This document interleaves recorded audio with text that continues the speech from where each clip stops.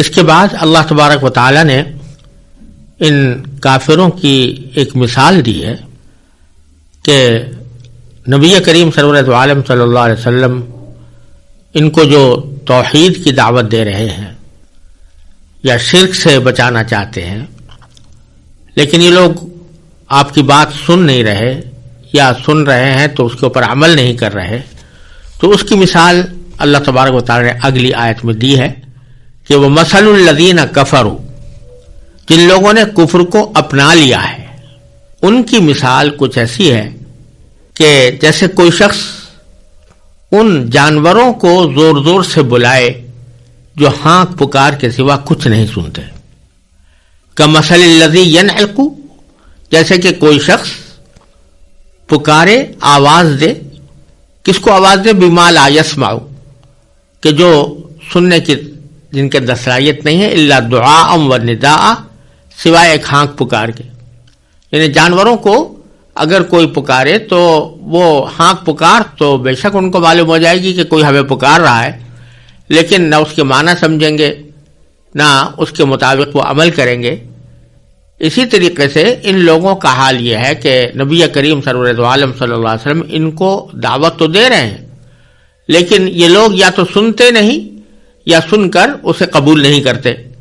تو آگے اللہ تعالیٰ نے فرمایا کہ یہ کچھ ایسے ہیں کہ صمٌ، یہ بہرے ہیں، بکمٌ، گونگے ہیں، عميٌ، اندھے ہیں، فہم لا یعقلون، لہذا وہ کچھ نہیں سمجھتے.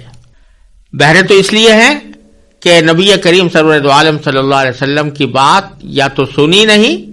یا کم از کم اس کو سمجھنے کی کوشش نہیں کی. گونگے اس لیے ہیں کہ جو حق بات ان سے کہنے کی فرمائش کی جا رہی ہے، لا الہ الا اللہ، کہ اللہ تعالیٰ کے سوا کوئی معبود نہیں، وہ یہ بات بولتے نہیں،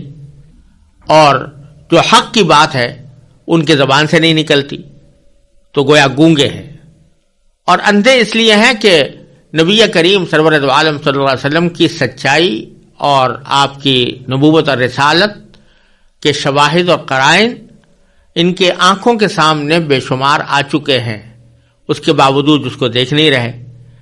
نتیجہ یہ کہ کچھ نہیں سمجھتے اور نبی کریم سرورت عالم صلی اللہ علیہ وسلم کی بات نہیں مانتے. آگے پھر اللہ تبارک و تعالی نے یہ فرمایا ہے کہ کسی چیز کو حلال کرنا یا حرام کرنا تو اللہ تبارک و تعالی ہی کا استحقاق ہے.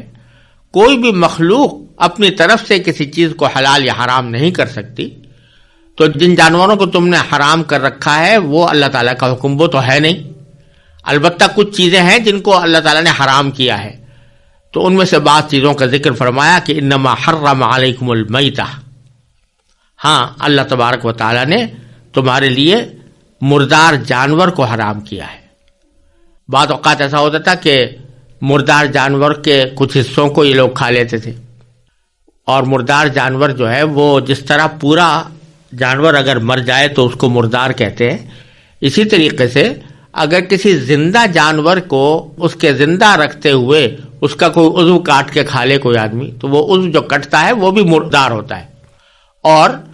اہل جاہلیت کے ہاں یہ طریقہ عام تھا کہ اونٹ زندہ کھڑا ہوا ہے،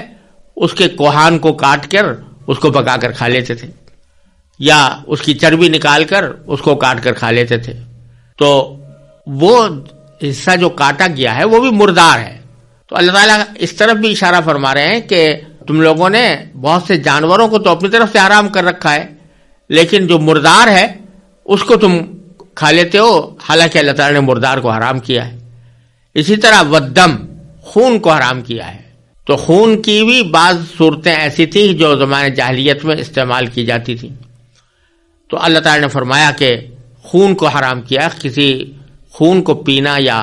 وہ خون کو کسی کھانے میں استعمال کر کے کھانا یہ کسی طرح بھی جائز نہیں. ولحم الخنزیر، اسی طرح خنزیر کا گوشت اللہ تعالیٰ نے حرام کیا ہے. تو اس کو بھی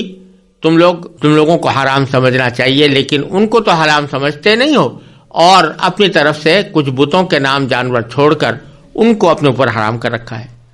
وما اہل بہ لغیر اللہ، اسی طرح وہ جانور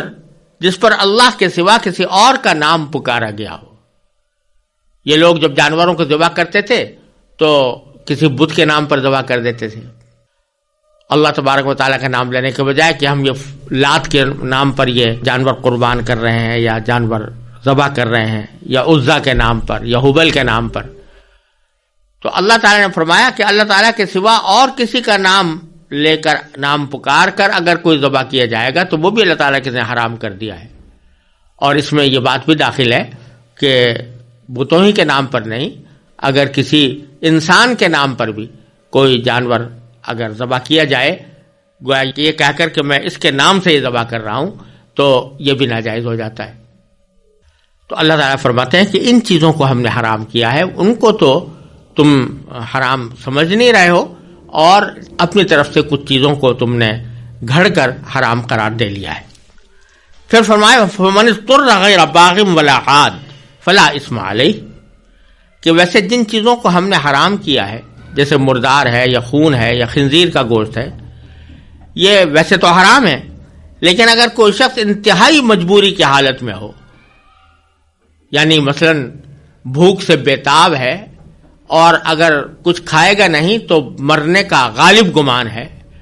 تو ایسی مجبوری کی صورت میں فرمایا جو اضطرار میں مبتلا ہو جائے یعنی مجبوری کی حالت میں آ جائے، فلا اثم علیہ، تو ان میں سے کچھ کھا لے تو اس صورت میں اس کے اوپر کوئی گناہ نہیں ہوگا. لیکن دو شرطیں لگا دی کہ غیر باغ ولا عاد، کہ نہ تو اس کا مقصد لذت حاصل کرنا ہو اور نہ وہ ضرورت کی حد سے آگے بڑھے. یعنی ایک تو بات یہ کہ یہ صرف اسی صورت میں کھانا جائز ہوگا جبکہ مقصد کوئی لذت حاصل کرنا نہیں ہے بلکہ اپنی موت کا جو اندیشہ ہے اس کو دور کرنا ہے. کہ اگر بھوک کی حالت ایسی پہنچ گئی ہے کہ اگر نہیں کھائے گا تو مر جانے کا قوی اندیشہ ہے، اس وجہ سے کھا رہا ہو. لذت حاصل کرنا کہ شوق سے آدمی اس کو کھائے یہ مقصود نہ ہو. اور دوسرا یہ کہ اتنا ہی کھائے جتنی ضرورت ہے، یعنی جس سے اپنی جان بچا سکے، اس سے حد سے آگے نہ بڑھے. یہ معنی ہے ولا عادن کے کہ وہ حد سے آگے نہ بڑھے، تو اس پر اس کا کوئی گناہ نہیں. اور ایسی صورت میں فرمایا کہ ان اللہ غفور الرحیم، بے شک اللہ تعالیٰ بہت بخشنے والا بڑا مہربان ہے. یہاں یہ بات سمجھنی چاہیے کہ یہ جو اللہ تعالیٰ نے فرمایا کہ بالکل شدید مجبوری کی حالت میں یہ حرام چیزیں بھی کھانے پر کوئی گناہ نہیں رہتا، اس کا مطلب یہ ہے کہ حرام تو اس وقت بھی رہتی ہیں، وہ حلال نہیں ہو جاتی، لیکن اس اپنی ضرورت کو مٹانے کی خاطر وقتی طور پر اس کے استعمال پر اللہ تعالیٰ گناہ کو اٹھا لیتے ہیں. یہی تعبیر فرمائی فلا اسم علیہ، اس کے اوپر کوئی گناہ نہیں تھی تو وہ حرام، لیکن وقتی طور پر اپنی جان بچانے کے لیے اگر کوئی یہ کھا رہا ہے تو اس کے اوپر کوئی گناہ نہیں ہوگا. اور دوسری بات یہ کہ یہ حرام چیز جو ہے وہ اسی وقت حلال ہوتی ہے جبکہ آدمی اضطرار کی حالت کو پہنچ گیا ہو، یعنی اگر وہ کام نہ کرے تو مر جائے گا، موت آ جائے گی، تو اس صورت میں اللہ تعالیٰ نے اس کو جائز قرار دیا ہے.